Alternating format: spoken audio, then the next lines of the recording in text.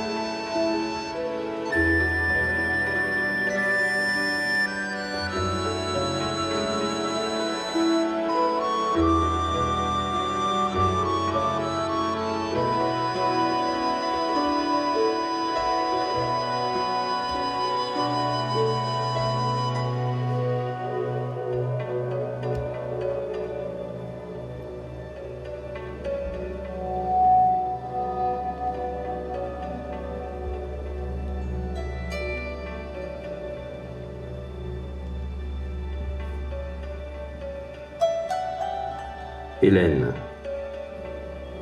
tu sais qu'aujourd'hui est une date importante pour toi. Nous sommes le 10 novembre 1613 et j'ai 12 ans. Ton éducation est terminée et bientôt tu sortiras du couvent pour rejoindre ta famille qui est prête à t'accueillir. Tu auras bien sûr toujours le loisir de venir embrasser quand tu veux ton papa d'adoption. Et pas seulement ton jour de sortie, car tu vas habiter dans une grande maison, à quelques pas de mon apothicairerie. Il est maintenant temps que tu connaisses ton histoire, celle de ta naissance, celle de ta famille. Je vais commencer en remontant le temps de tes aïeux, quand la grande aventure du chanvre a commencé. Nous sommes en 1475.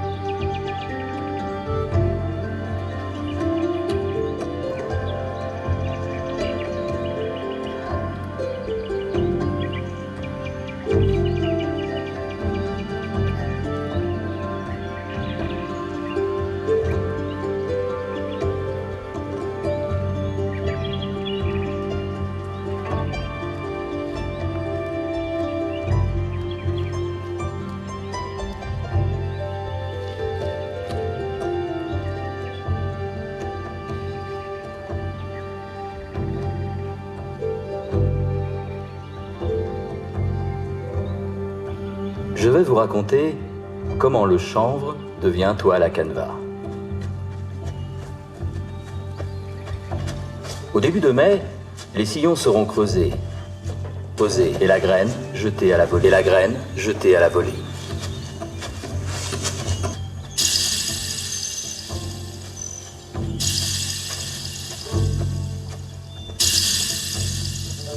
Et le chanvre lève.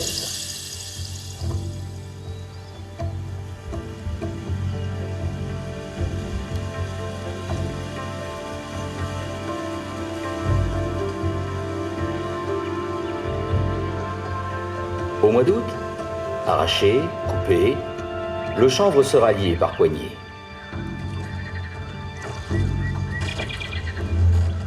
Puis plongé dans les mares, c'est le rouissage.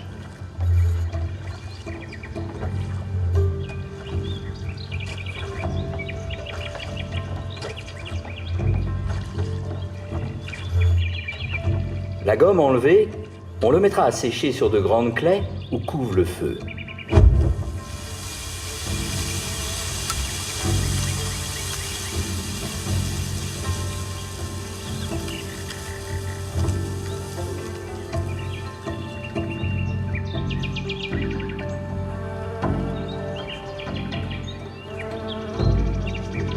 Puis la brieuse hachera les bottes.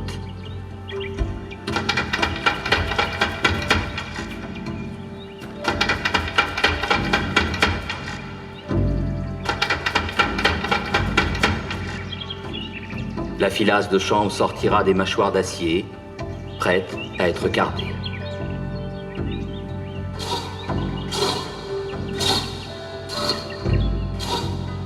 Taillée, espadée, la fibre sera nettoyée, puis montée en coupée.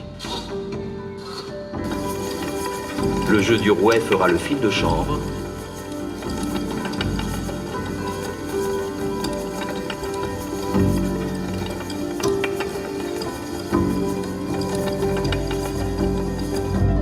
Et le métier à tisser bâtira la toile.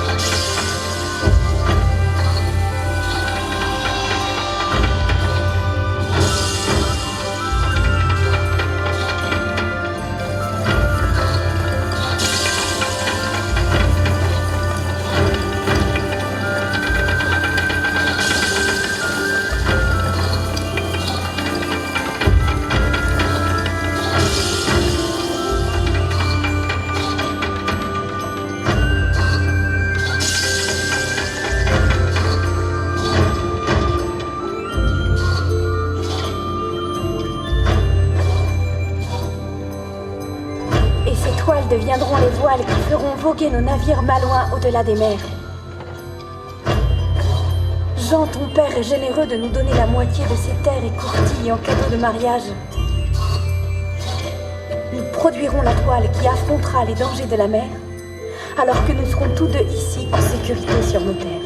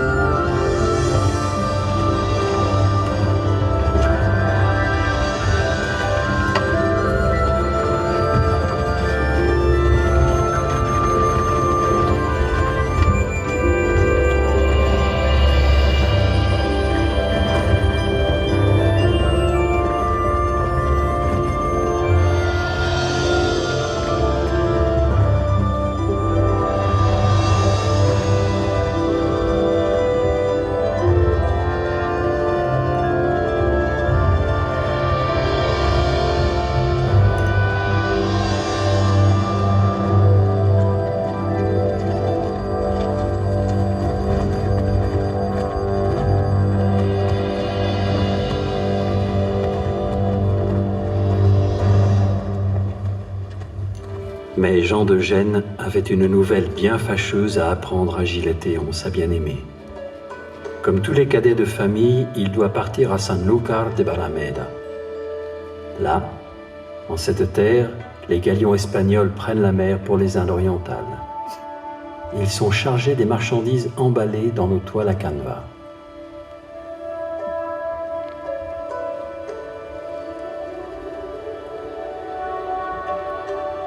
Oui, ces terres seront à nous.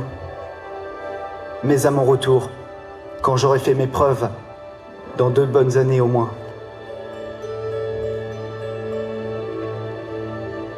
Notre voyage à nous a aussi duré 2 ans. Ce n'est pas si long.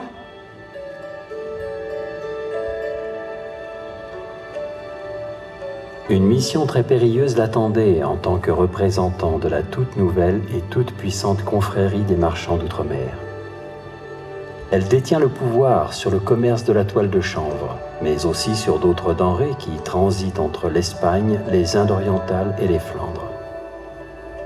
Nous allons le retrouver avec la confrérie, juste avant son départ. Son fondateur, Julien Thierry, est réuni avec d'autres puissants marchands. Pierre, le père de Jean, prévôt des marchands de la ville de Vitré, Christophile et Baudinet de Gênes, ses oncles, se sont portés garants de sa loyauté, de son courage et de sa probité.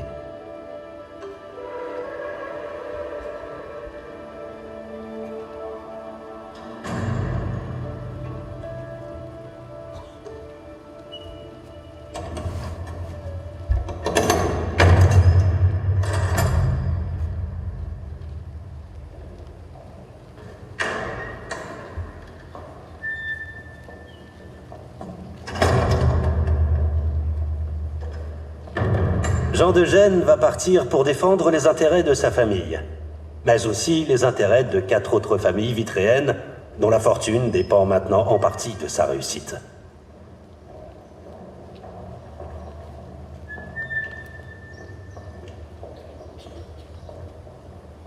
Les familles dont parle Julien Thierry, tu les connais, Hélène, car certaines de tes camarades d'études en sont les descendantes. Guyon Magon, de la rue de la Poterie, frère de Jehan Magon de Saint-Malo. Comme celui-ci, marchand en droguerie, épicerie, armateur de frégates en course. Il a l'ambition de développer le négoce de la toile à Sanlúcar.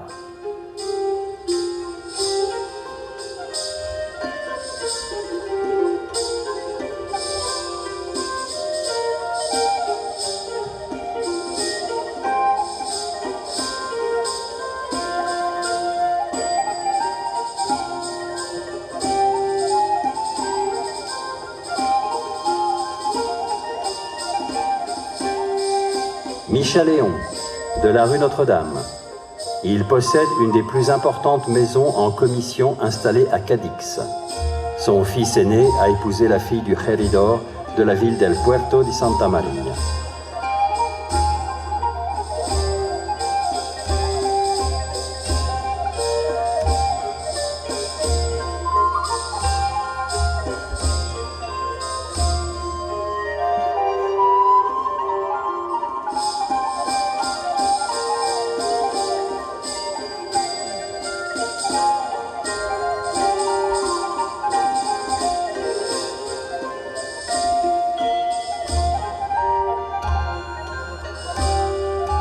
René Lecoq, de la rue d'en bas, marchand en toile de canevas et importateur de vin des Jerez de Tinto, vin de Manzanilla, drap d'Espagne et soie de Cordoue, orange, citron et figues d'Andalousie.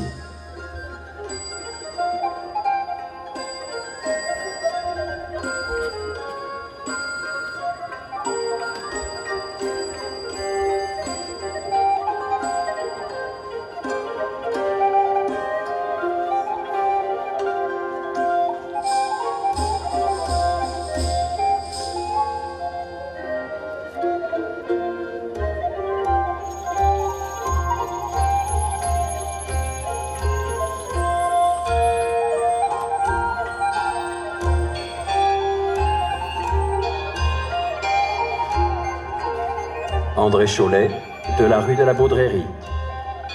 Sa famille est installée en Flandre, à Bruges et Middelbourg depuis l'année 1442. Il détient un comptoir en Syrie orientale, relais par route terrestre du négoce des épices et des soies en provenance des Indes orientales. Il désire développer ce négoce par la voie maritime.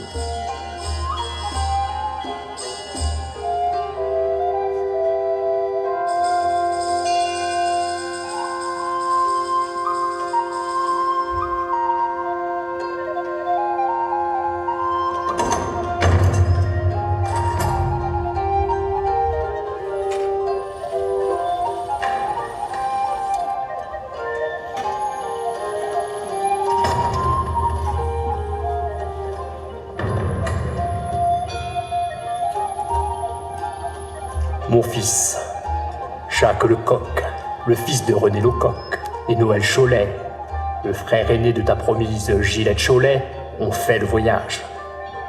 Nous n'avons plus de nouvelles d'eux.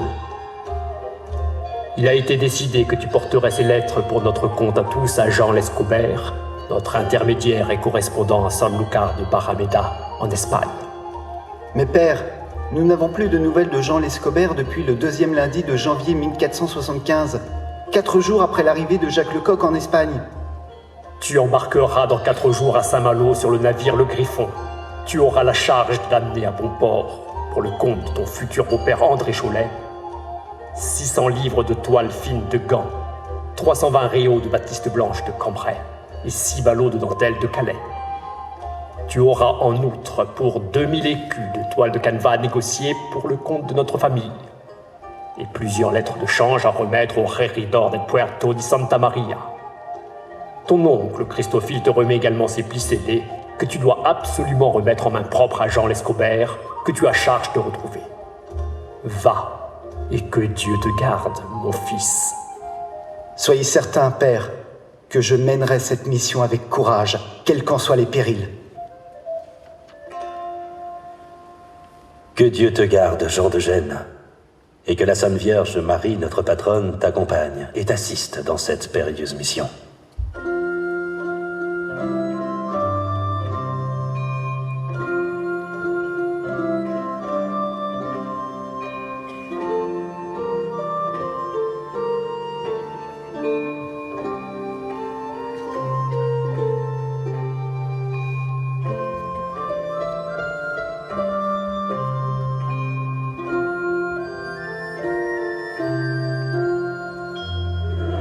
Dieu se montre.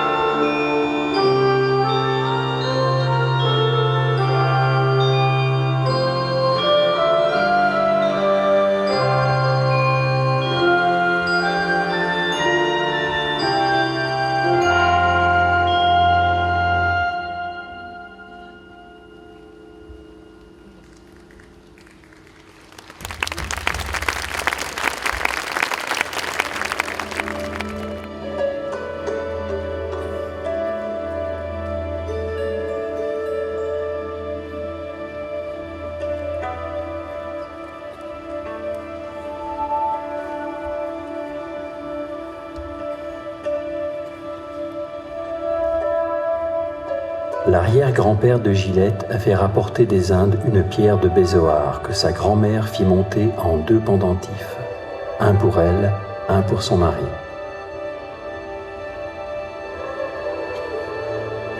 Ils le portaient sur eux. C'est un talisman aux vertus magiques. Il te protégera de toutes les maladies et, je l'espère, de tous les dangers.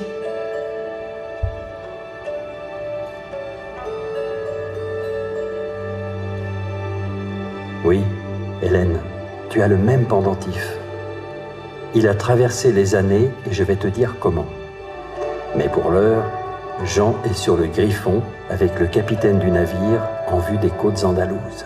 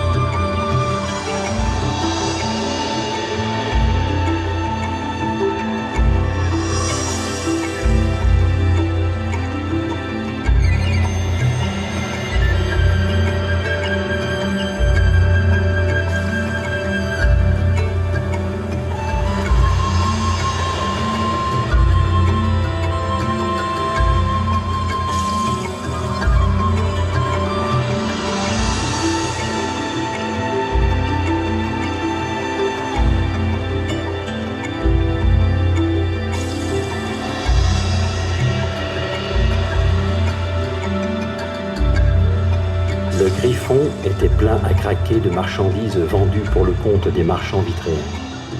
À San Luca, il chargerait de nouvelles denrées venues d'Orient qui seraient acheminées vers la Flandre, toujours pour le compte des vitréens.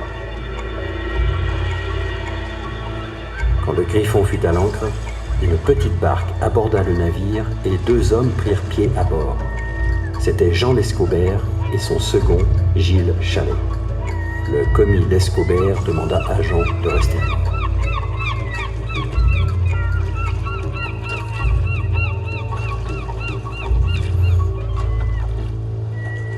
Vos compatriotes Éon et Lecoq pourrissent dans les geôles de Cadix. Et même le Réridor, malgré ses liens de parenté, n'a pu les en sortir. Il y a un complot contre vous. Les Portugais, aidés par l'un de vos oncles, détournent les marchandises à leur profit. Christophile de Gênes, le plus rusé, le plus âpre au gain. Il ne m'a pas serré dans ses bras pour me souhaiter bon voyage. C'est lui, j'en suis certain. Mais vous, Jean Lescobert, vous êtes là pour défendre les intérêts de notre famille. Nous prévenir était aisé. Je n'ai ni armée, ni navire de guerre. Il y a des hommes à lui partout ici. Votre oncle Christophile me tient entre ses mains. Une vieille dette que j'ai envers lui et que je ne peux dévoiler. Traître. Vous êtes un traître. Armez les canons! Au fer! Mettez sur une garafon de cale! quand nous en aurons terminé ici, nous les ramènerons en Bretagne. C'était Christophe Moreau, capitaine du Griffon, bateau marchand, armé pour la circonstance par le corsaire Jean de Cotenlem, pour le compte de Pierre de Gênes, qui avait voulu donner à son fils les moyens de revenir sain et sauf. Et je mets mon épée à votre service, Jean de Gênes.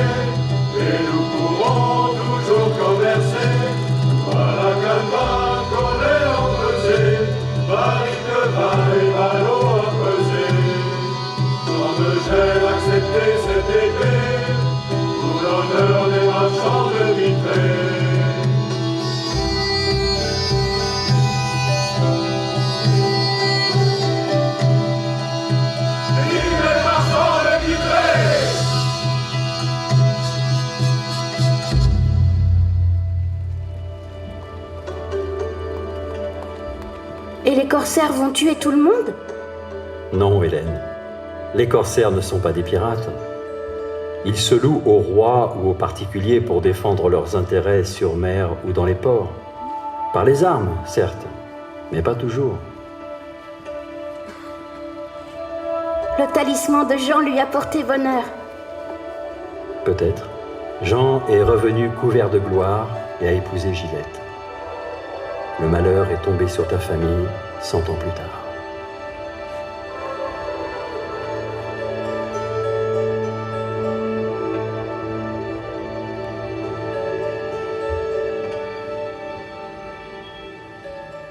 La baronne de Vitré, René de Rieux et François d'Andelot, le seigneur de Coligny, battaient la campagne pour prêcher la nouvelle religion de l'Église réformée.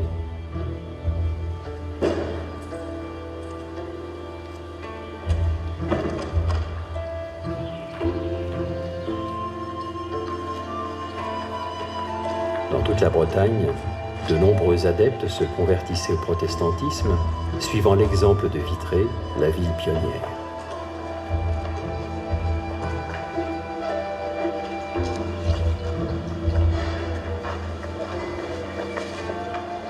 Nous avons ouvert les portes de la Bretagne, mettant nos pas dans ceux de Calvin, en toute liberté de croyance, en toute liberté de conscience.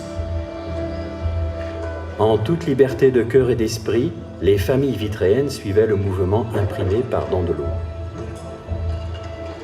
En ce milieu du XVIe siècle, bravant l'interdiction de prêcher en tout autre lieu qu'au château, les marchands Lecoq, De Gênes, Ringue de la Troussanais invitaient le premier pasteur protestant résident, Jacques Guinaud, à venir prêcher en leur demeure.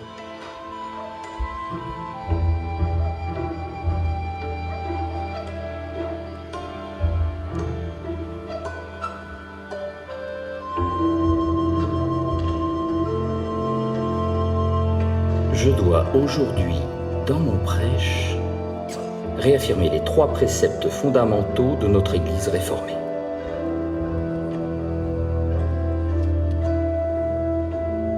En premier, la souveraineté absolue de la parole de Dieu, dont la source est appuyée directement dans l'Écriture sainte.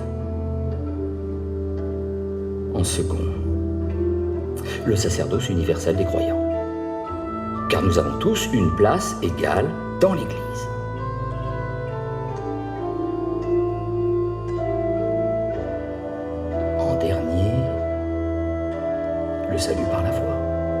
et non par les bonnes œuvres réalisées sur terre, car le salut ne dépend pas du mérite. Le salut est un don de Dieu.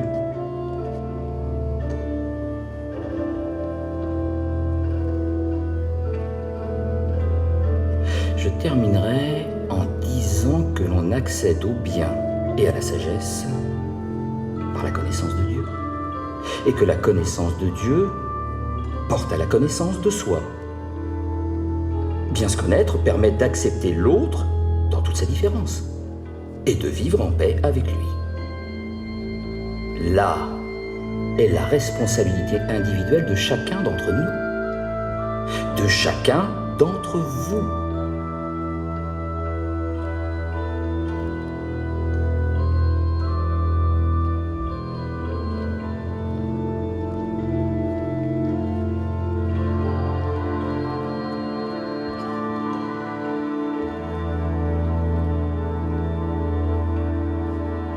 On retrouve René de Rieux en 1565.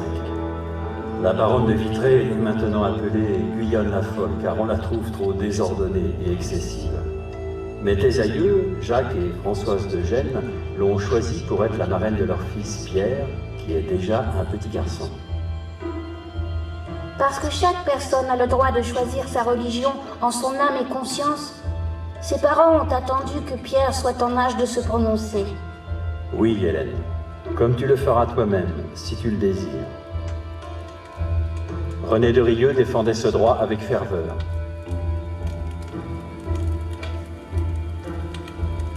Ce baptême sera célébré par notre pasteur Jacques Guinaud, malgré l'interdiction signifiée par monsieur le gouverneur de Bretagne en 1561 d'administrer des sacrements autres que ceux de l'Église catholique romaine.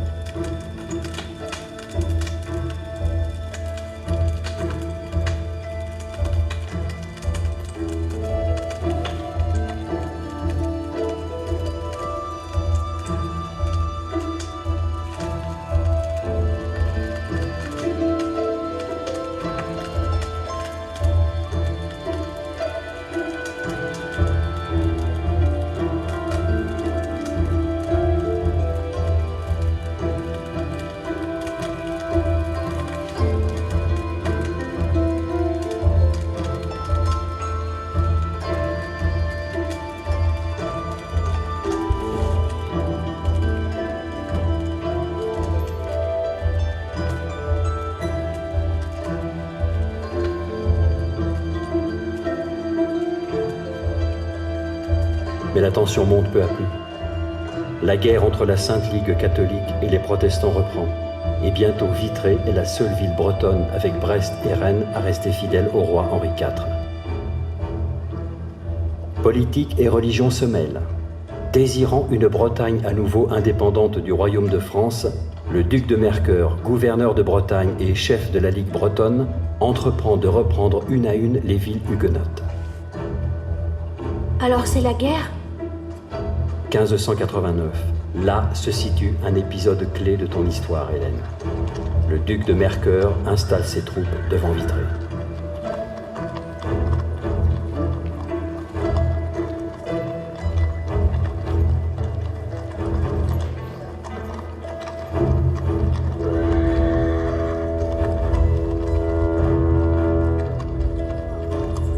Ce n'est pas une poignée de militaires, aidés de quelques nobles et bourgeois inexpérimentés à l'art de la guerre qui me barreront le passage. Quant à la compagnie d'arquebusiers dépêchée par le gouverneur de Rennes, nous n'avons rien à craindre. Elle est commandée par le jeune, par le très jeune, par le trop jeune Brément Fanny.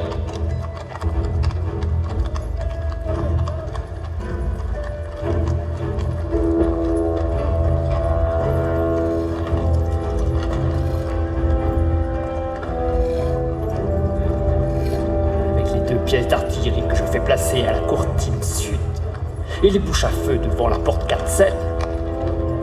Martin aura suffisamment à faire. Nous allons les prendre à revers, par surprise, du côté des tanneries, par la poterne.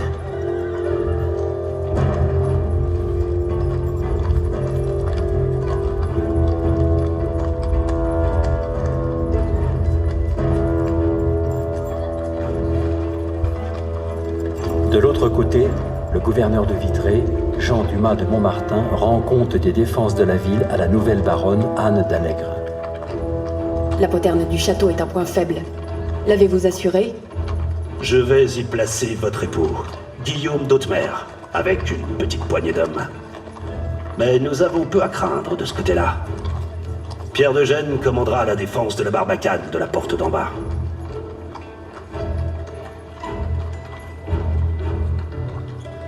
Le petit Pierre est maintenant capitaine.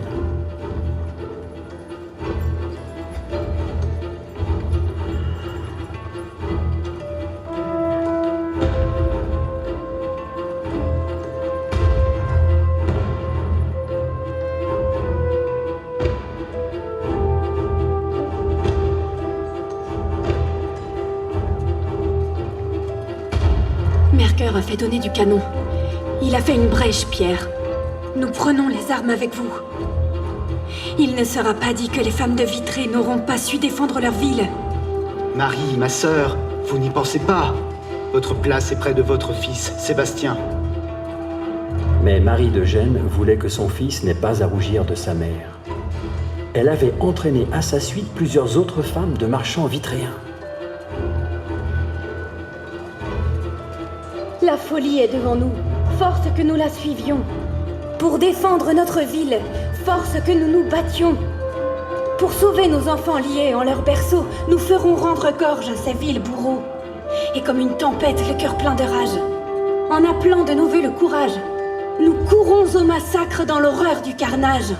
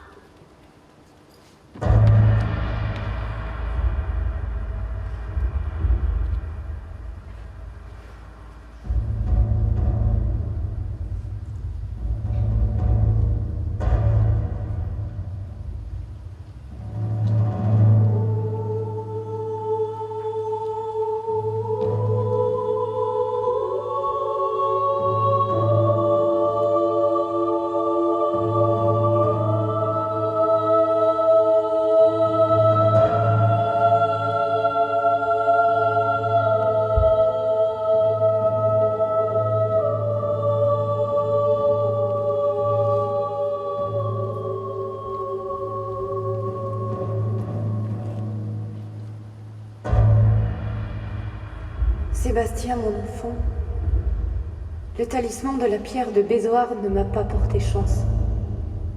Mais sans doute notre Seigneur Tout-Puissant voulait-il ce sacrifice.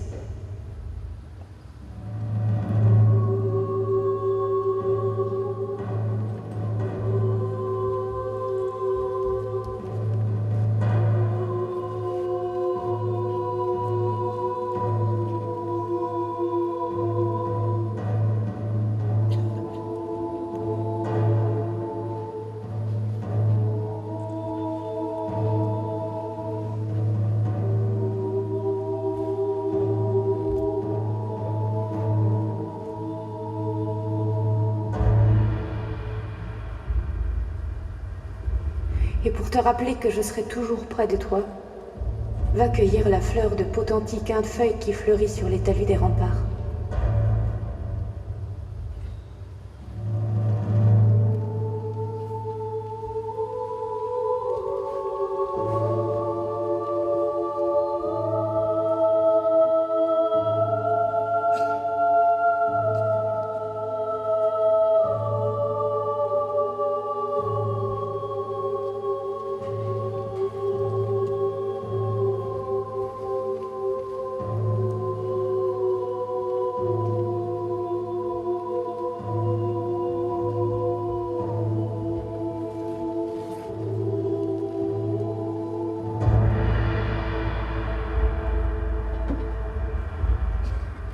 La Potentie signifie « Je réclame votre estime ». Sois toujours courageux et droit, mon fils, et tu seras estimé.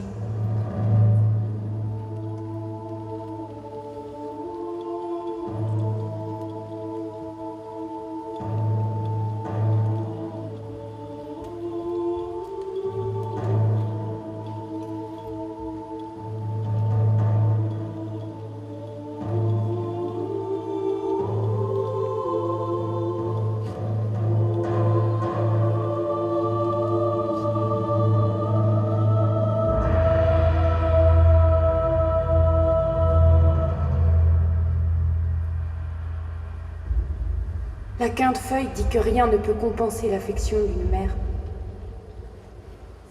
Elle te rappellera que mon amour pour toi est toujours vivant.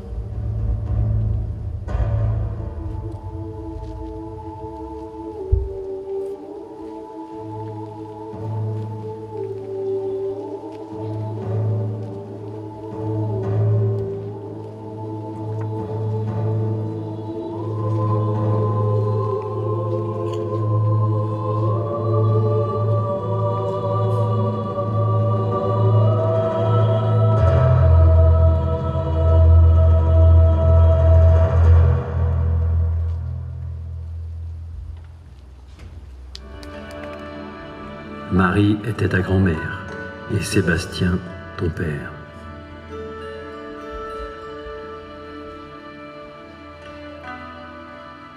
Quelques années plus tard, Sébastien vient demander la bénédiction du roi Henri IV qui revient de Nantes.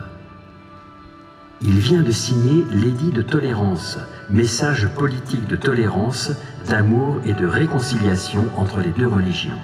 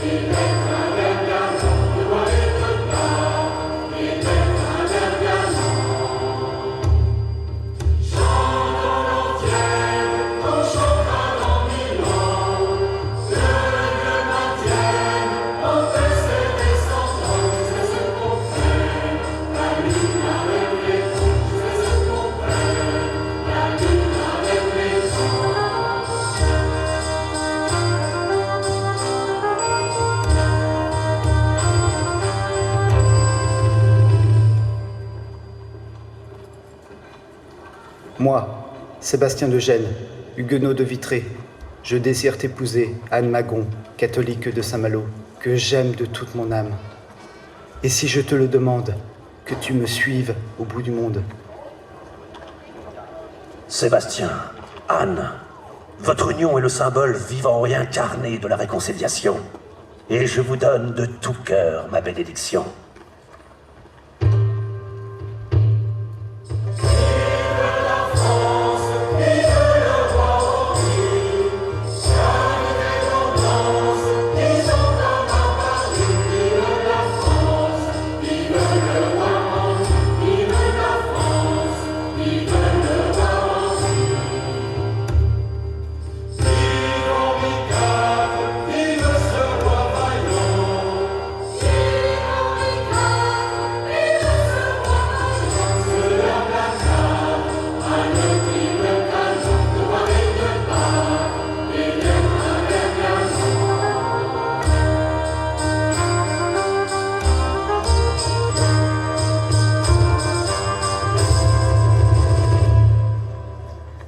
Ventre cinglé, si je n'étais roi de France, je voudrais être bourgeois de Vitré.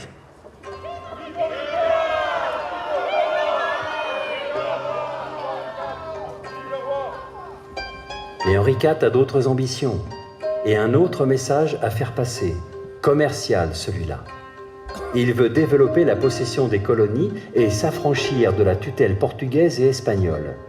Il veut encourager nos armateurs à affréter directement des voyages vers les Indes orientales et le Nouveau Monde. Il sera entendu. Nous, représentants de la compagnie des marchands de Saint-Malo, Laval et Vitré, armerons 2 navires, le Corbin et le Croissant, afin de trouver le chemin des Indes.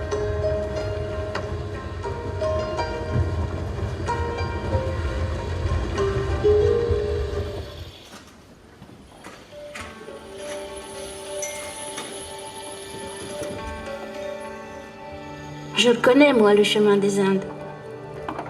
En 1601, les 2 navires appareillent. J'embarque sur le Croissant comme apothicaire, médecin, gardien des poids et mesures et expert en épices et drogues aromatiques. Papa et maman embarquent aussi. Dans la droite ligne de leurs ancêtres partis chercher fortune sur les mers en exportant leur toile de chanvre, Anne Magon et Sébastien de Gênes voulaient tenter leur chance. Mais les temps ont changé. Jean était parti seul, laissant Gilette au pays. Sébastien partait avec Anne, qui portait en elle le fruit de leur union. Toi ?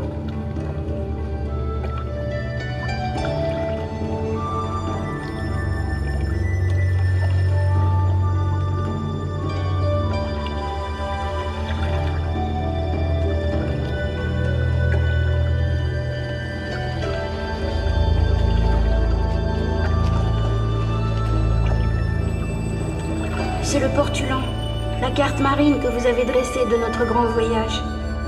On ne me l'avait jamais montré, mais je le connais par cœur. Ainsi donc, tu le regardais en cachette. J'ai mis mes souvenirs en images sur tous les ports, tous les pays que nous avons abordés.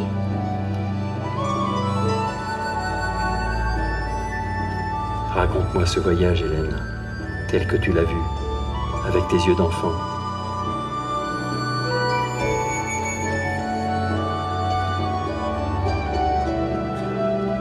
Là, c'est l'île près de laquelle je suis née, Sainte-Hélène.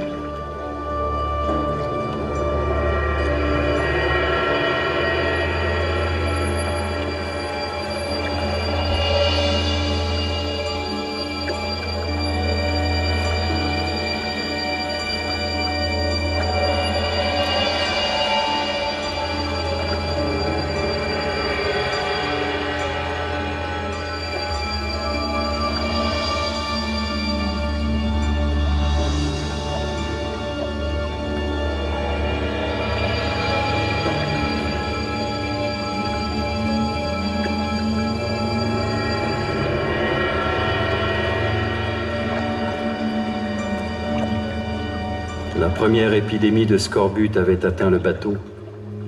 Il nous fallait d'urgence des vivres et de l'eau fraîche.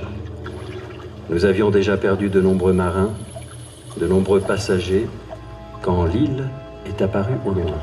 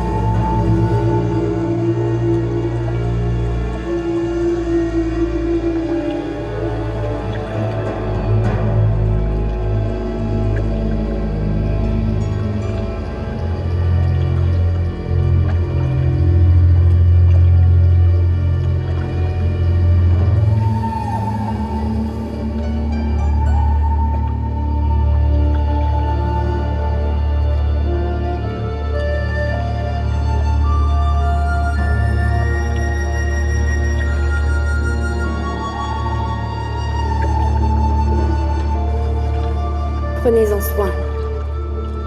Elle n'a que 3 jours.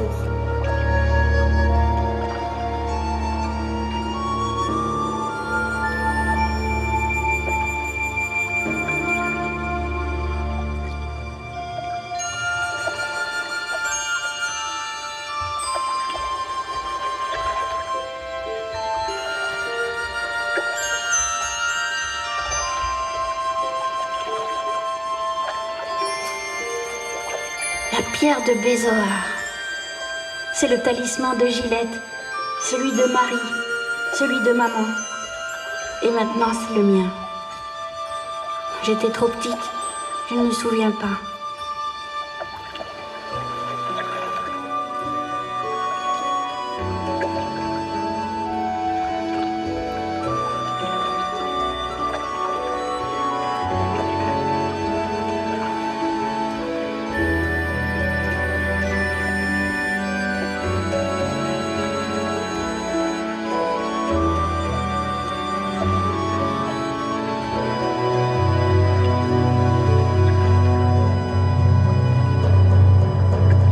Des images éparses, des sensations qui me reviennent à l'esprit. Je me souviens d'un fracas infernal, comme dans le ventre d'un gouffre craquant de tous ses bois, semblant à tout instant pouvoir être englouti. De l'eau autour de moi, menaçante, se levant comme des montagnes grises et de grands éclairs blancs. Il y avait aussi du feu dans les mâts, et le sein de la nourrice que vous m'aviez trouvé à Sainte-Hélène me semblait un refuge dérisoire.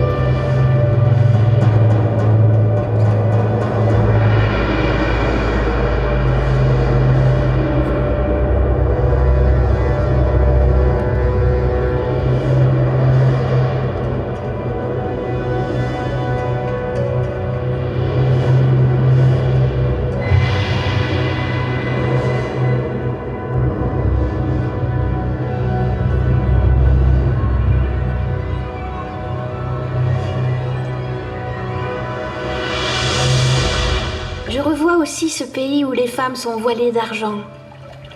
Une musique aussi pure que le murmure cristallin de nos fontaines semblait naître de chacun de leurs pas.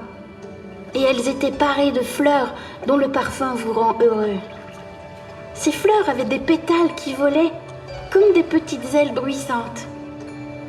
Elles composaient des tableaux changeants. Je me rappelle aussi des couleurs de ce pays et du soleil qui les font vibrer, comme autant de notes de musique qui restent vivantes dans mon cœur.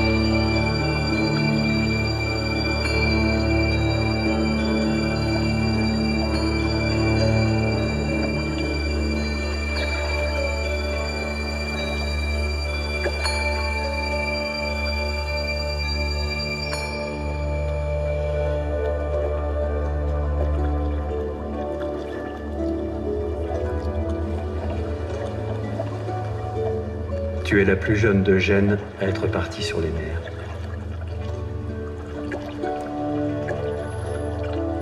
Papa, maman, demain je quitterai les sœurs et j'irai retrouver ma vraie famille. Mes tantes, mes oncles, mes cousins et mes cousines de Gênes. Je vivrai avec eux ici à Vitré. Je suis riche de tout ce que vous m'avez légué, de votre bravoure, de votre amour. Je suis riche aussi de ce voyage qui m'a appris d'autres mondes et de ce que vous m'avez appris, mon papa d'adoption, que je garderai toujours dans mon cœur. Vous qui avez formé mon esprit à l'école du courage et de la tolérance.